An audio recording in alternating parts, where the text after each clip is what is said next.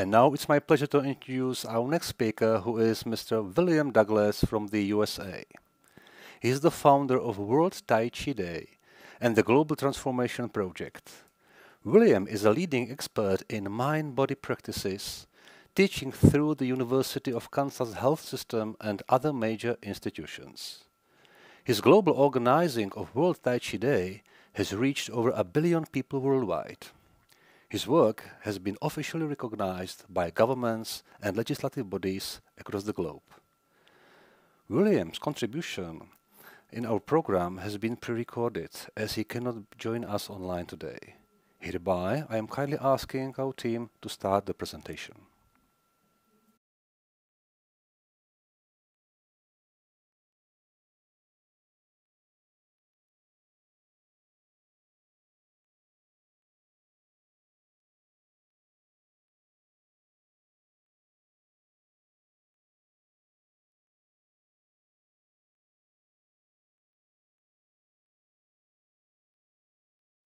So everything that I'm going to be talking about, all the science is meticulously endnoted in here. So you'll be able to go to the web page if you get the book, and you'll be able to see the source data, the studies, the articles that all this science came from.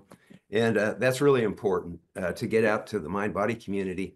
So I thought I'd start this with a quote, and I think it was Bertrand Russell, but I could be wrong. And he said that truth is always simple, but humanity will stampede all over simple truth to get to something more complicated. And what this journey, this has been like getting close to a 50-year journey of Tai Chi and Qigong, and also just mind-body practices in general, because like, I know I'm not the only person, but over these decades practicing Tai Chi and Qigong, I've become aware of yoga and mindfulness and different meditation techniques. And you start to realize very quickly that they're all part of the same family. And what the data shows is that what they all have in common is they're able to bring the brain waves into the alpha brainwave state. And then when we practice it on a regular basis, we tend to operate more in a gamma wave consciousness, which is a higher level of consciousness. Which the science seems to show what it does is it plugs us into the internet of existence so that we're open to greater insights and information. And so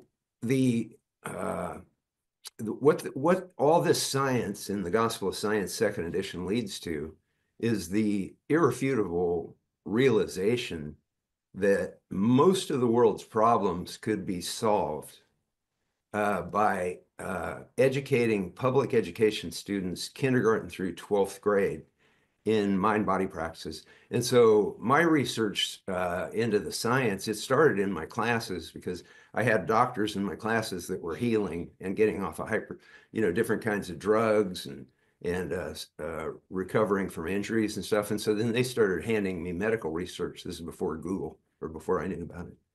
And the stack just got bigger and bigger. And so one thing to realize, one thing that's so important for the mind-body community to realize, all of us, Tai Chi, Qigong, yoga, mindfulness, meditation, is the science is already in on this stuff. The idea that we have to have a certain amount more science before we realize that we should be educating public education children in mind-body practices, that's just not real. The reason that it seems like it's real is because our mass media, and in the United States, our government to a large extent as well, the regulatory agencies, they just willfully ignore this because they're pharmaceutical driven. And so let's just look at just one thing that we're all painfully familiar with, the COVID event. What the science showed was that the frontline healthcare workers who had high T-cell counts, they were much less likely to contract COVID. And if they contracted it, they were much less likely to suffer severe symptoms from it. Now, what the data shows is that mind-body practices profoundly increase T-cell counts on a large scale. And so we could be teaching school children all over the planet how to keep their T-cell counts elevated, because they stay pretty elevated up to about age 7. That's when we lose touch with the alpha meditative state. as children, we're just naturally in an alpha meditative state most of the time. That's what the brain scientists explain to us. And so we could be teaching kids how to stay in touch with this, just very natural state of being and dramatically boosting global immunity. One of the studies that I cite in the book was a university study, and they taught the swimmers on the university swim team how to do Qigong. And the Qigong group, compared to the control group of swimmers, had 85% less respiratory infections. So let's just, if we could just all realize the science is in. And one thing that I want to point out that a lot of people don't get, and I get to it in the book as well, in the Gospel of Science, is that scientists put their careers on the line to study mind-body practices and consciousness, because that is a taboo subject for researchers. And when you get into the book, you'll see what I'm talking about. And but they've done it. They put all their lives into just uncovering this science that you don't get through mainstream media and you don't get through the medical community because it's all pharmaceutical driven. So what we could be doing is we could be, according to Dr. Herbert Benson's research at Harvard, who was kind of a catalyst for me, as well as Ken Cohen's way of Qigong, where he approached this mind body as a scientific, on a scientific level. But Dr. Herbert Benson's research showed that between 60 and 90% of the health issues sending people to the doctors are caused by stress and best treated by mind-body practices, Tai Chi, Qigong, yoga, meditation, and mindfulness. And then a Kaiser Permanente 20-year study found that somewhere between 70 and 85% of the health issues sending people to their doctors were caused by stress. And so by educating public education students in mind-body practices, and we could do it with a 1 hour, what we're recommending through a United Nations, non-binding United Nations resolution, is we're advocating an hour a day where they would bring local Tai Chi, Qigong, yoga, meditation, mindfulness teachers into the classrooms to teach children at age-appropriate ways. And that'd be really easy to do. So like for kindergartners, first graders, second graders, third graders, you could be teaching them animal Qigong, fun things. It has to be fun because that's what takes you into the brainwave state that you want to achieve. And so how could schools do that? Well, they could contact local mind-body teachers in those 5 categories, and they could bring them in and interview them just like they would for any other job. And they could see, how they deal with the kids and, do they approach it in a way that works well with their school. The other thing too, as I mentioned earlier with Stephen, is the Muse headband, which is relatively inexpensive, and it shows when you're going into alpha state. It gives you instant feedback.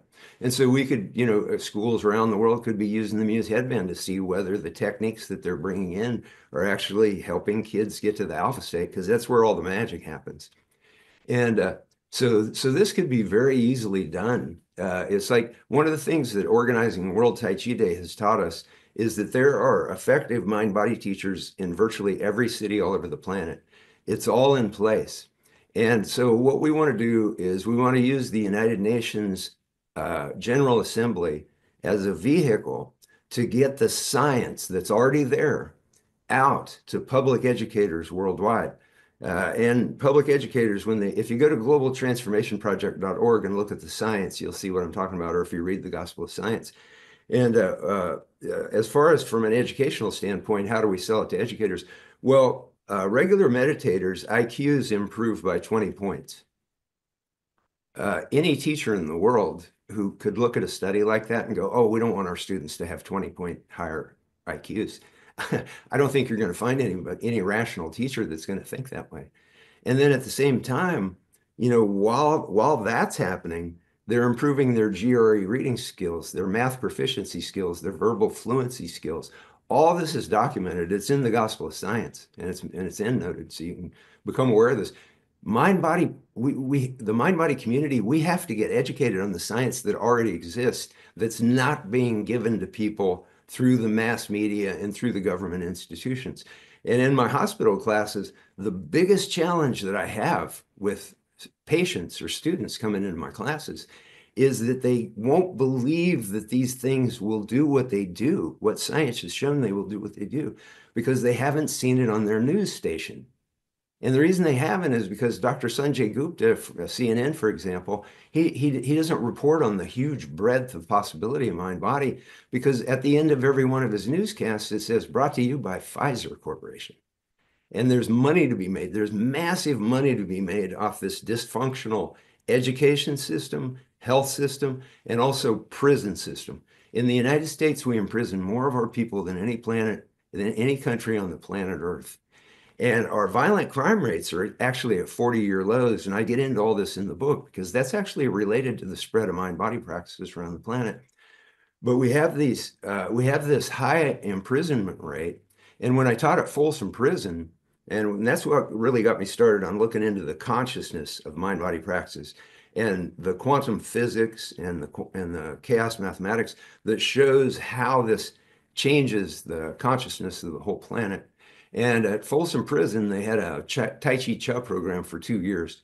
And during that 2 years, the Tai Chi Chuan program participants, their recidivism rate went from the normal 70% return to prison rate down to 30%. And not only that, but during that 2 years, the incident rate, that's the misbehavior rates, fights, those kind of things, the incident rate went down for the whole prison. And this has been replicated in other prisons. There was a Mexican prison called Apodaca Prison, and they had a horrifically violent incident. And then they taught the whole prison how to meditate. Everybody, prison guards, administrators, everybody. They haven't had a violent incident since that happened. And so we could be emptying our prisons. We could be cutting trillions of dollars. This is all data driven. It's just that most people don't know about it, and they're not going to know about it if they don't dig for it. Now you can read this, and you can get this for free on World Tai Chi Day, and you can have all this science meticulously endnoted to make it easy for you to get what you're not going to get from the government, what you're not going to get from the mass media. But we could be transforming the planet, saving trillions of dollars every year, year after year after year, trillions of dollars. Imagine what the world could do with trillions of dollars year after year after year.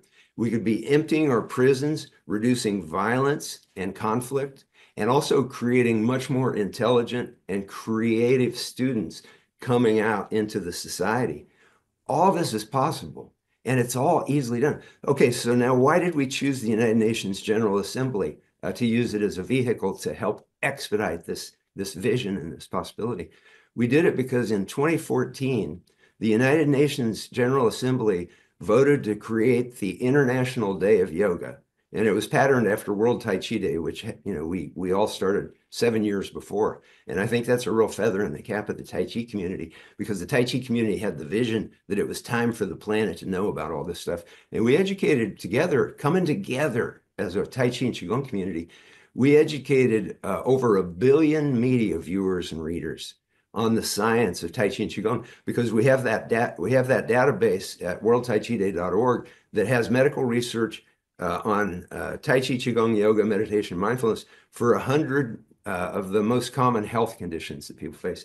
So we taught people how to get a media microphone, get media to show up at their events, and then use that microphone to educate the public about the science. And we reached over 1 billion media viewers and readers. And then we also got government bodies all over the planet to advocate Tai Chi and Qigong for their citizens. And so the United Nations, 7 years later, after we organized World Tai Chi Day, they created the International Day of Yoga. And they did it to increase global health and global harmony. And so we cite that in our draft resolution for the Global Transformation Project to urge public educators all over the planet to look at the science. And when they look at the science, they'll want to bring local mind-body teachers into their classrooms, kindergarten through 12th grade. And what you'll have is you'll have a whole generation of mind-body masters. And so the reason that this is so doable is that when that resolution passed in the General Assembly, that International Day of Yoga, it passed with a record number of co-sponsoring nations, 177 co-sponsoring nations. Never before had the world come together around something like they did for the International Day of Yoga. And the Global Transformation Project, public education, mind, body, and public education is the next step. And so Angela and I, who founded and organized World Tai Chi Day, we are volunteering ourselves, we're committing ourselves to lobbying every United Nations mission on the planet to co-sponsor this resolution for advocating mind-body education in public education. And we'll contact them all. And we've got a proven record of global organizing from just what I've just told you about the government and the media. And so we're able to do it, and we're volunteers. We're volunteering our time to do it. And if you read this book and you look at this science, you realize that we're offering a profound gift to the world, and especially to the mind-body community. All these qualified teachers should be in the public education. Different people, some people teach better with older kids, high school. Some people are good at teaching with younger kids. I've taught at all levels, and you can change, you can modify and incorporate, aspects of all these big five mind-body practices and create something that's really fun and really beneficial to kindergartners all the way up through 12th grade. And so we could use the United Nations as a vehicle to get this information out to public educators around the planet who aren't getting it through their healthcare system, and they're not getting it through their mass media. And we could do an end run around all that stuff. And so I'll just close with Bertrand Russell's quote, "Truth is always simple, but humanity will stampede all over simple truth. They'll build prisons and they'll build pharmaceuticals and they'll build all this complicated stuff until the end of time because it makes a lot of money. Prisons make a lot of money in the United States. But the solution is simple. The solution is so simple. And we've got a vision. We've got the science to back it up. This is 40 years of work that we've done. And like I said, we're giving it away on World Tai Chi Day. This is free on Kindle all day long. And then the following Saturday on May the 3rd. That's the best we can do, is to put all this together, give it away, and volunteer ourselves to do this.